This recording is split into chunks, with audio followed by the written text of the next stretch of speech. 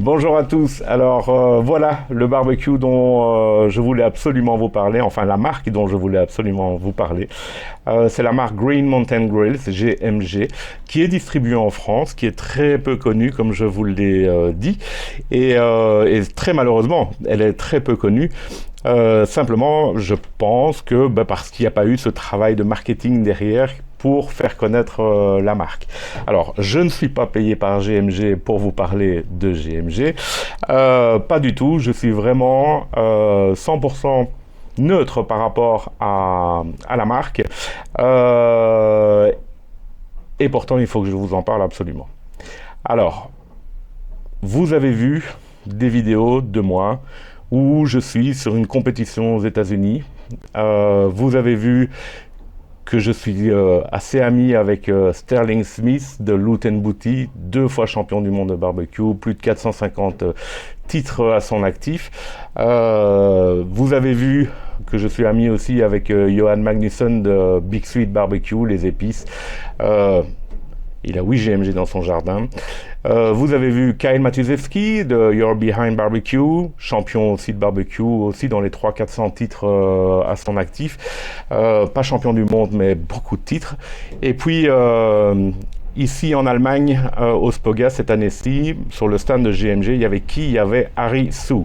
Alors, si vous allez voir Harry Sue sur Internet, c'est vraiment un des grands pitmasters. Il évolue avec des gens comme Franklin, c'est vraiment un monstre. Il était sur GMG. Sterling Smith a gagné son championnat du monde, un des championnats du monde, avec son Davy Crockett, un modèle de chez GMG. Big Bokezen, le gros cigare, le black assez imposant qu'on voit dans l'émission Pitmaster. Big Mo travaille sur GMG. Et puis là, dernièrement, on voit Steven Reichlen, que tout le monde connaît forcément, et Steven a du GMG chez lui et travaille sur GMG, il le dit franchement. Et donc voilà, la raison pour laquelle je voulais vous présenter la marque, c'est qu'à un moment, ma réflexion, elle a été la suivante. Je me suis dit, mais attends, tu vas sur des compétitions, il n'y a que des GMG. Tous tes pitmasters que tu connais, tous les champions que je connais, personnellement, Sterling Smith, j'étais chez lui, j'ai pris le petit déj avec sa famille. Dans son jardin, il n'y a que des GMG et 2-3 barrel smokers, mais sinon, c'est que du GMG. Tous ces pitmasters, toutes ces légendes et tous ces gens en compétition ont choisi GMG, alors que GMG, à part Sterling Smith, ne les paie pas du tout. Ils achètent eux-mêmes leur barbecue. Faut pas croire que c'est si simple aux États-Unis. Et tous ces grands noms du barbecue ont choisi GMG. Pourquoi est-ce qu'ils ne travaillent pas avec une autre marque? Pourquoi est-ce qu'on ne voit en compétition que des barbecues GMG? Je pige pas, quoi. Oui, il y a bien sûr quelques Yoder, il y a bien sûr les gros trailers, mais ça c'est autre chose. On est plus sur du barbecue appelé. Donc, mais quand Sterling Smith vous dit ouais, moi j'ai gagné en 2008 les World Series avec mon Davy Crockett, qui est le plus petit de tous les, plus petit que ça, qui est portable en fait. Alors je veux bien qu'il est bon, etc. Je veux bien que tous ces gens sont exceptionnels, bien sûr. Et bien sûr que le barbecue ne remplacera jamais le chef. Ça, je suis le premier à le dire. Mais si tous ces gens ont choisi GMG, je pense qu'il y a une raison. Et donc, lors de mon dernier voyage, pendant les 3 mois où j'étais à Phoenix, j'ai beaucoup tourné avec ces gens-là. J'ai été chez eux, on a fait des soirées ensemble, on a cuisiné ensemble, c'était vraiment, on a enregistré des vidéos ensemble, c'était vraiment super sympa. Et j'en ai profité pour poser des questions, pour voir comment ce barbecue fonctionnait, mais surtout pourquoi est-ce que il prenait un GMG et pas une autre marque, quoi. Et j'ai eu les réponses. Et je vais vous les expliquer, mais c'est pour ça que la vidéo va être très longue, et donc je propose de la faire en plusieurs fois. Une première vidéo de présentation du barbecue pour celui qui n'est pas intéressé par la partie technique et qui veut juste savoir c'est quoi les avantages et les inconvénients en 2 mots. Et puis je vais rentrer vraiment dans les détails, on va faire des tests au niveau de la répartition de la température, on va faire beaucoup de choses parce que je veux vous montrer la différence, je veux vous montrer pourquoi ce qu'on cherche à la fin, c'est quoi? C'est le goût. Pourquoi est-ce que le goût est tellement différent ici? Pourquoi est-ce que ce côté fumé est tellement plus important ici? Voilà, pourquoi est-ce que la couleur de la viande est tellement différente aussi? Et pourquoi ces gens gagnent des championnats grâce à leur barbecue et leur savoir-faire? J'en reviens pas, hein. D'accord, je vais pas être plus catholique que le pape, quoi. Donc, clairement, c'est parti, je vous montre. Donc celui-ci, c'est le modèle Ledge. Alors, c'est l'ancien modèle Daniel Boone. GMG a décidé en 2019, je pense, ou 2018, je pense, de changer les appellations. Daniel Boone est devenu le Ledge. Le Davy Crockett est devenu, je ne sais même plus, le plus petit en fait. Et le troisième est devenu le Peak. Le Peak qui est en fait le même que celui-ci, mais qui est plus grand. Voilà. Ça, c'est les trois modèles. Alors, il y a la série Prime et la série Choice. Ici, on est sur le Prime. On a la petite fenêtre en plus. On a deux, trois petites choses en plus que dans la série Choice. Mais d'un point de vue fonctionnalité, c'est la même chose. Peu importe. OK ? Alors, il existe en noir ou avec une face en inox. Vous avez certainement vu la vidéo de présentation du modèle en inox de Pierre et Laurent, que je salue. Et voilà, c'est tout. En fait, il n'y a que quelques modèles. Il n'y a pas 40 000 modèles. Il y a quelques modèles chez GMG. Et ils ont tous en commun une chose, c'est leur alimentation qui est en 12 volts.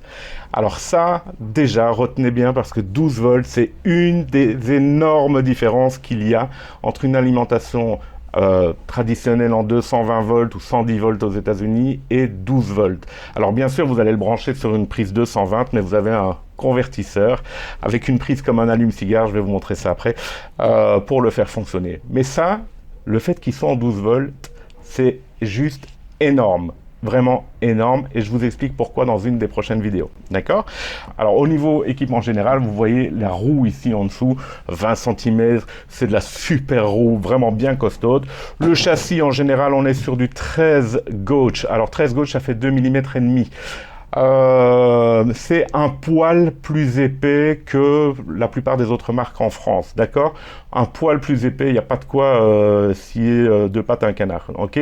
Donc voilà, après, il est un poil plus épais qu'une autre marque en France, sauf Yoder évidemment. On a deux tablettes, la tablette frontale qui est repliable, l'autre tablette qu'on peut facilement enlever. J'aime bien d'ailleurs ce système. Une trémie de 9 kg, je pense, 9 kg, donc on est sur un peu plus de 20 heures de cuisson, parce que par rapport à d'autres marques, GMG consomme beaucoup moins de pelés. Et il consomme moins de pelés parce que justement on est en 12 volts, mais j'expliquerai ça plus tard. Alors, à l'avant, roue heavy duty avec le frein bien sûr. À l'arrière, la méga roue, hein, elle est bien, hein. La méga roue ultra costaude. Alors on a ici une tablette qui est juste perforée pour venir mettre votre sac de pelé ou des accessoires. Ok, rien d'exceptionnel. Système de fermeture de la tablette très sympa. Système de clips, hop.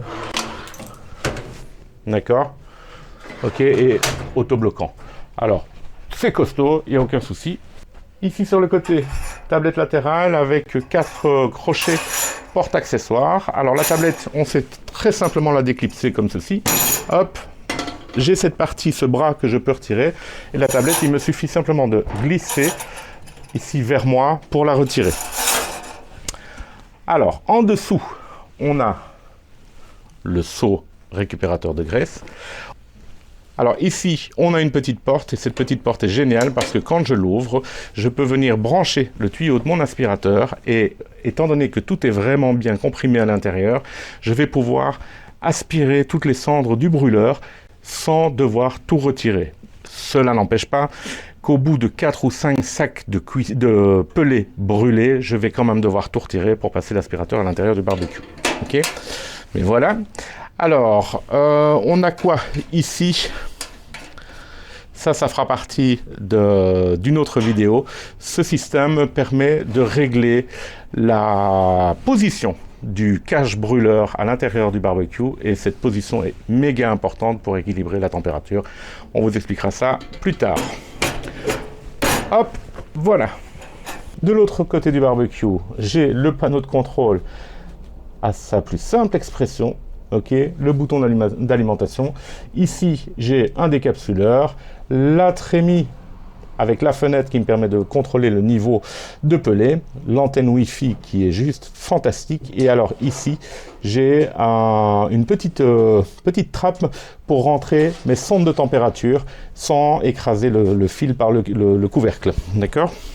Ici, j'ai donc ma fameuse fenêtre en verre de céramique qui me permet de... Vous savez, les Américains, ils disent toujours looking is not cooking. Ça signifie quoi? Ça signifie que quand on ouvre le capot pour regarder, on ne cuit plus. Pourquoi? Parce qu'on perd toute la chaleur à l'intérieur du barbecue. Et donc, cette fenêtre me permet de regarder tout en continuant de cuire. À l'intérieur du barbecue, j'ai donc deux grilles qui sont en inox et j'ai mon déflecteur qui est en inox et en dessous du déflecteur j'ai le cache-brûleur. Je vous montre ça tout de suite. Alors, vous voyez par rapport à d'autres marques, par exemple chez GMG, il n'y a pas la grille supérieure du barbecue qui est fournie avec. Le concept de GMG, donc je vous ai dit, c'est pas qu'on est dans la compétition, mais c'est pas la même idée de vouloir remplir le barbecue avec 50 000 viandes, etc. Non, c'est vraiment un outil de cuisson, quoi. On est vraiment sur une réalisation d'une recette à un moment donné, et donc ils estiment que 2 grilles, ça suffit amplement. Si maintenant vous voulez rajouter un étage, forcément ils ont développé un accessoire que vous pouvez acheter en option qui permet de doubler quasiment la surface de cuisson. Alors on va beaucoup apprécier une chose chez GMG, c'est que vous voyez par la forme et la hauteur du couvercle, eh bien en fait je peux mettre à l'intérieur de très très grosses pièces de viande.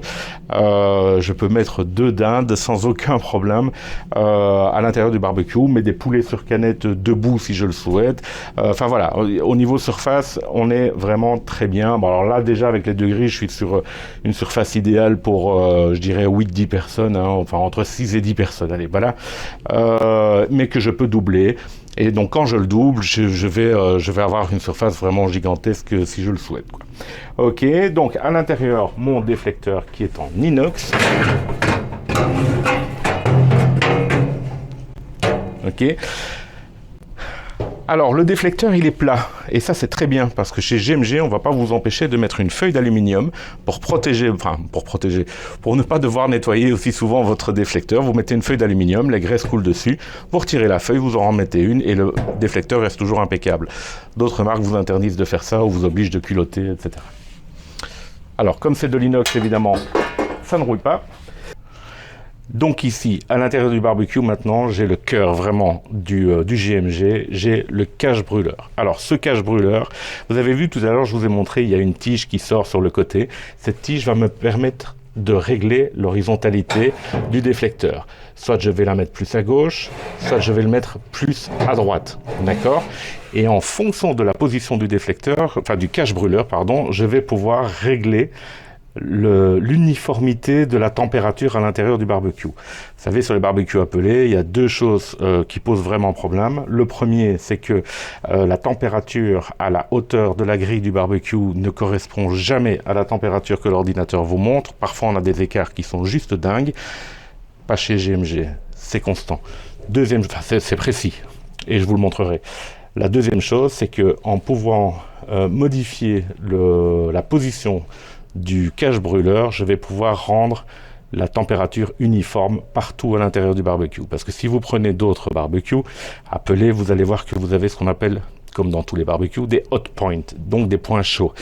Ça veut dire quoi? Ça veut dire que si votre barbecue, admettons, vous l'avez mis à 120 degrés, ici, je vais avoir peut-être 120 degrés, et là, je vais en avoir 150 ou 80. C'est énorme comme différence, mais pourtant ça existe. Je vous le montrerai avec des images infrarouges que j'ai tirées sur un autre barbecue.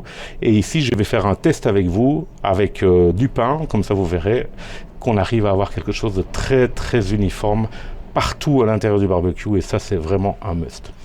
En dessous du déflecteur, maintenant. Ici à l'intérieur du barbecue, j'ai mon brûleur qui fera l'objet vraiment d'une vidéo séparée parce qu'il y a beaucoup de choses à dire. Et puis j'ai ma bougie d'allumage, qui est en céramique plutôt qu'en acier, qui me permet donc, qui a une durée de vie beaucoup plus longue en fait, et qui est beaucoup plus rapide à faire chauffer. Et là, l'éclairage intérieur dont je vous parlais tout à l'heure. Ici, c'est la sonde de relevé de température qui donne la température à l'ordinateur 10 fois par seconde. Alors c'est une sonde de super haute qualité, rien à voir avec ce qui existe ailleurs, rien à voir. Alors, la trémie, je vous ai dit 9 kg, mais c'est 8 kg, j'ai vérifié. Alors ce qu'il y a de bien, c'est que je peux retirer ici la protection, et à l'intérieur de la trémie, là, vous voyez, c'est un sensor, c'est un capteur qui me permet d'envoyer une alarme dès que le niveau de pellet est trop bas. Ok, donc c'est pour éviter d'avoir des surprises. Et là, l'accès direct, évidemment, à la vis sans fin. À l'arrière de mon barbecue, j'ai la petite trappe qui me permet de vider la trémie, hein, si je veux changer d'essence de bois, ou bien si je prévois de ne plus utiliser mon barbecue pendant l'hiver, par exemple. Et ici, donc, l'alimentation, hein, en 12 volts, allume-cigare, hop. Alors, le barbecue est fourni avec 2 sondes de température, et vous voyez les sondes de température, on est sur la qualité pro. En fait, ce sont des prises jack, ce qui rend aussi la sonde de température universelle, donc remplaçable facilement par une autre marque. Et maintenant, l'alimentation. Je vous ai dit, le barbecue, il est livré avec un transformateur, comme sur un PC, vous voyez, c'est un transformateur 12 volts, avec une prise allume-cigare qui vient se brancher à l'arrière du barbecue. D'accord? Et de l'autre côté, j'ai une prise traditionnelle, 220 volts. Ok? J'ai un câble qui fait près de 5 mètres de long. Ça, c'est super sympa aussi, hein, parce que bien souvent, les câbles ne font qu'1,50 m et il faut positionner le barbecue ou alors venir avec des allonges. Mais c'est pas tout. En fait, comme c'est du 12 volts, le barbecue est livré avec 2 accessoires en plus. Ici, une prise qui me permet de brancher mon barbecue sur une batterie, d'accord, 12 volts bien sûr, et il est fourni aussi avec une prise, une allonge allume-cigare qui doit faire certainement 3-4 mètres aussi. Alors allume-cigare pourquoi? Parce que du coup je peux brancher mon barbecue sur l'allume-cigare de la voiture, je peux être sur la plage et allumer mon barbecue sans besoin d'électricité. Alors seul 1 ou 2 barbecues d'autres marques qui sont portables, donc les tout petits, permettent avec des manipulations en débranchant certains câbles de démarrer sur une prise allume-cigare. Mais ici, la consommation électrique de cette bougie en céramique, puisqu'il n'y a que ça qui consomme au départ, n'est que de 100 watts, comparé aux 1200-1300 watts qu'on a besoin avec les autres marques. Donc, je peux démarrer réellement mon barbecue sur de l'allume-cigare et je peux être sur la plage avec le petit Davy Croquette portable, au bord d'un lac, n'importe où. Alors, je n'ai pas encore fait les tests, donc je ne sais pas combien de temps la voiture va tenir, la batterie de la voiture va tenir avant de devoir allumer le moteur pour la recharger, ça je ne sais pas. Mais vous pouvez prendre une batterie externe, vous pouvez prendre ce qu'on appelle un inverteur qui vous permet d'avoir de l'énergie pour toute votre journée avec votre GMG. Ils ont même chez GMG développé un système de panneaux solaires. Donc je prends un panneau solaire qu'on met sur le côté du barbecue, qui est relié avec un transfo, etc., qui est relié, et vous faites démarrer votre barbecue sur un panneau solaire. Pas mal, ok? Donc c'est sympa et c'est à mon avis aussi, quoiqu'en compétition, j'ai vu qu'ils avaient du courant partout, vu qu'ils ont leurs remorques, leur caravane, etc. Mais peut-être que ça aide aussi, je ne sais pas exactement, clairement. Mais donc, possibilité de se déplacer, pas obligé d'avoir une prise à proximité. On peut travailler autrement avec un GMG. Ok ?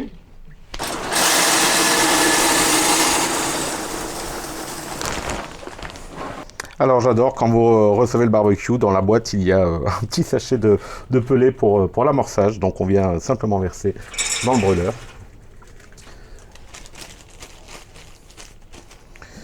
Premier démarrage.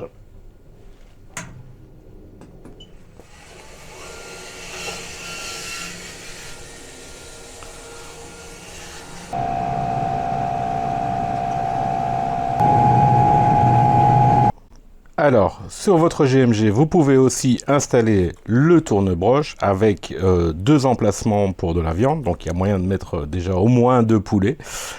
Et à nouveau, comme le barbecue est très haut, eh bien, c'est vraiment parfait. Chose qu'on ne sait pas faire dans tous les barbecues appelés. Et en option, vous avez aussi le four à pizza qui est de belle taille et qui vous permet, puisqu'il vient se fixer directement sur le brûleur, d'avoir des températures assez extrêmes au niveau de la sole. Alors clairement, les puristes de la pizza vous diront oui, mais on n'a pas de flammes qui viennent recouvrir le dôme du four, et c'est vrai, il n'y en a pas. Ceci dit, il est même conseillé de diminuer la température du barbecue quand vous faites des pizzas, parce que la pierre est tellement chaude qu'elle brûlerait la pâte. Donc voilà, alors c'est peut-être pas le four à pizza idéal, mais c'est un accessoire qui vaut quand même la peine, parce qu'on peut faire des pizzas, on peut faire du pain, on peut faire pas mal de choses dedans, puisque le couvercle en plus est amovible. Ok, comme ceci. Donc sympa quand même. Alors, pour ce qui est du contrôleur, c'est hyper simple. On a le bouton Power, on a plus ou moins pour la température, et on peut programmer les sondes de température, 1 ou 2, et on peut vraiment les programmer. Donc, il va vous envoyer un signal quand la température est atteinte, etc. On a un port USB qui permet de recharger, par exemple, un thermomètre Wi-Fi ou bien votre téléphone, voilà. Il est Wi-Fi, le Wi-Fi fonctionne du tonnerre, mais voilà, c'est la simplicité à l'état pur. Je préfère quelque chose de simple, d'un peu moins complet, mais qui fonctionne vraiment, qui est réellement stable, qui est réellement précis, que quelque chose qui part dans tous les sens avec plein de petits boutons partout, mais qui ne sert à rien. Ok, donc quand j'allume le barbecue, poum, voilà, plusieurs étapes. Première étape, la trémie pousse le pellet dans le brûleur. C'est l'étape 0. Étape 1, la résistance en céramique chauffe le pellet. Je pense que ça dure 35 secondes, quelque chose comme ça. Étape 2, le ventilateur souffle pour activer le feu.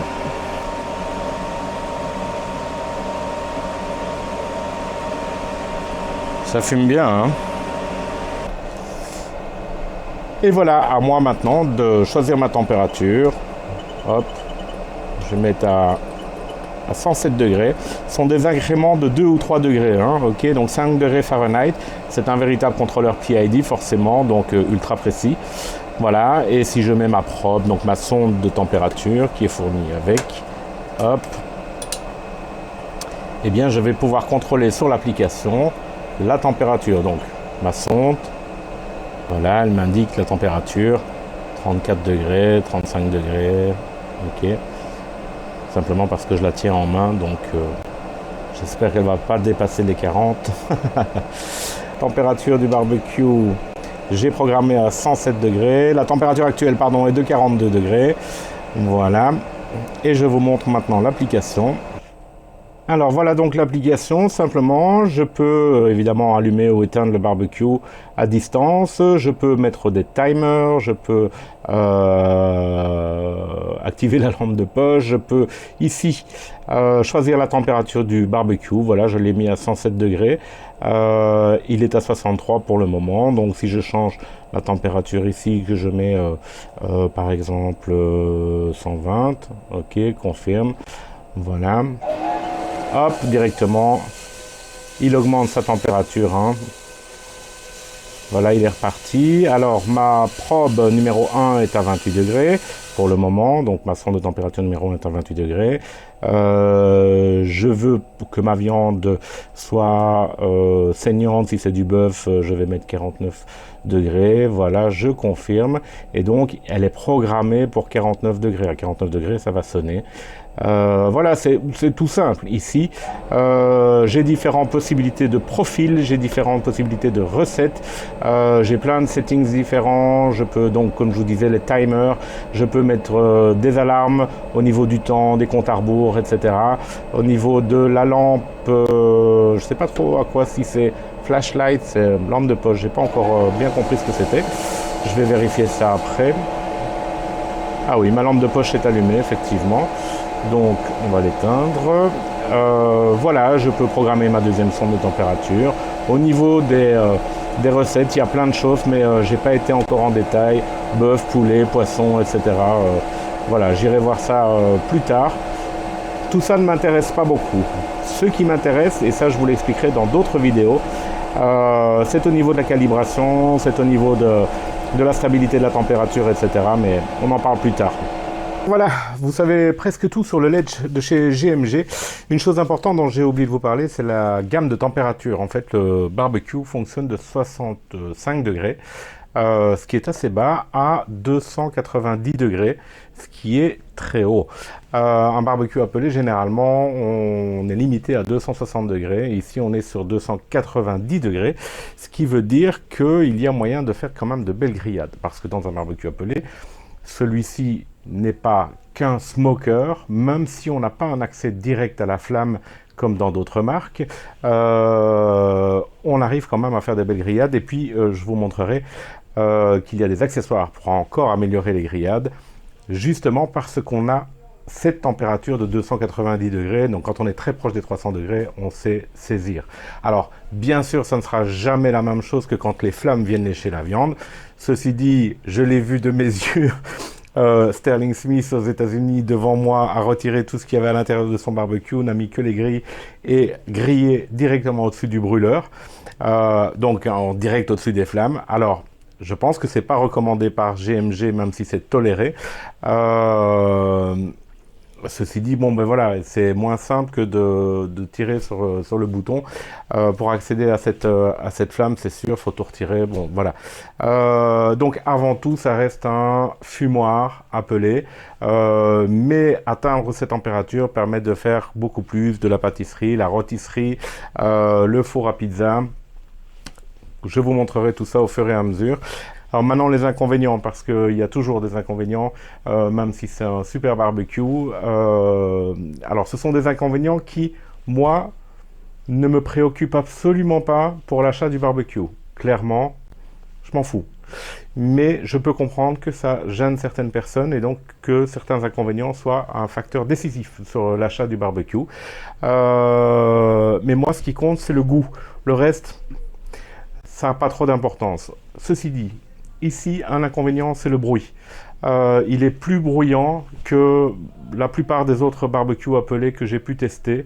Le Broil King est assez bruyant aussi. Un Yoder est assez bruyant, même aussi bruyant que celui-là en fait.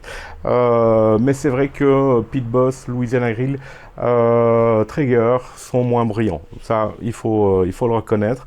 Alors, ce bruit s'explique par le ventilateur. En fait, étant donné qu'on est en 12 volts, ça c'est l'avantage, et qu'on n'a pas un petit ventilateur Rikiki comme sur les autres marques qui est flottant, on a un énorme ventilateur super puissant. Le 12 volts permet de contrôler la vitesse du ventilateur. Donc, il peut passer de 16 tours par minute, où on n'entend rien du tout, parce qu'il y a des périodes où on n'entend rien du tout avec le barbecue, à 5000 tours par minute, parce qu'il a besoin de chauffer. Alors, c'est compensé par quoi ? Ce bruit de ventilateur, c'est un inconvénient, mais il y a des avantages. C'est-à-dire que le barbecue est beaucoup plus précis, beaucoup plus stable, et surtout, c'est qu'il consomme beaucoup moins de pelés. Pourquoi ? Parce que l'allumage du barbecue, c'est 2 minutes. Il est chaud avec 2 minutes de plus. Il passe de 100 à 200 degrés en un rien de temps. Donc, tous ces moments où on économise du pelé sur des centaines de cuissons, ça fait énormément d'argent d'économiser. Donc, vous voyez, il est un peu plus bruyant, c'est vrai, mais à côté de ça, il n'a que des avantages. Au niveau qualité cuisson, économie, etc. Donc, la bougie d'allumage ne consomme que 100 watts à l'allumage. Ensuite, on n'est plus que sur 12 watts. 12 watts. Les autres sont entre 50 et 100 watts en permanence. Okay, donc ça aussi, si vous êtes sur une cuisson de 10 heures, eh bien, ça vous fait plus d'un kilowatt, ou oui, au moins 1 kilowatt d'économiser. Donc sur une année, ça peut faire de l'argent. Voilà, après, c'est pas non plus des sommes de dingue, mais clairement, voilà. Donc le bruit, c'est un inconvénient. Deuxième inconvénient, encore une fois, c'est un faux inconvénient, mais voilà, j'ai vu tout à l'heure en chauffant qu'on avait de la fumée qui passait un peu par le capot. Alors, très facile à régler, hein, sur Amazon, un joint haute température plat autocollant. On vient le mettre dans le capot et puis c'est terminé. Bon, vous n'aurez plus de perte de fumée. Ceci dit, s'il y a des pertes de fumée, ça veut dire quoi ? Ça veut dire qu'il y a tellement de fumée à l'intérieur du barbecue que la cheminée n'est plus à même toute seule de l'extraire, cette fumée. Le flux n'est plus suffisamment continu. Et ça, c'est un très bon signe que le barbecue fume vraiment nettement mieux. parce que au lieu de rafraîchir, enfin de renouveler l'air 65 à 85 fois par minute, eh bien l'air est renouvelé beaucoup moins souvent, donc on a beaucoup plus de fumée, donc ça fume mieux, voilà. Mais c'est vrai, petite perte de fumée sur les côtés, facilement réparable. Et si GMG n'a pas mis de joint, c'est pas pour une question d'économie d'échelle, de coût ou quoi que ce soit, parce que ça coûte rien un joint comme ça. Je pense que c'est simplement parce que ça ne change rien à la qualité du fumage, et donc pourquoi s'emmerder avec un joint. Mais je comprendrai que vous ayez envie d'en mettre un sans aucun problème. Voilà pour le principal. Je vais faire une chaîne dédiée dans ma chaîne YouTube. Je vais faire une playlist dédiée Green Mountain Grills. Comme ça, vous pourrez voir toutes les vidéos. Je vous remercie d'avoir regardé celle-ci. Laissez un petit pouce bleu. Surtout, abonnez-vous à ma chaîne et activez la petite clochette pour avoir les informations, être tenu au courant des nouvelles vidéos qui arrivent. Et puis, on se voit très bientôt. Merci.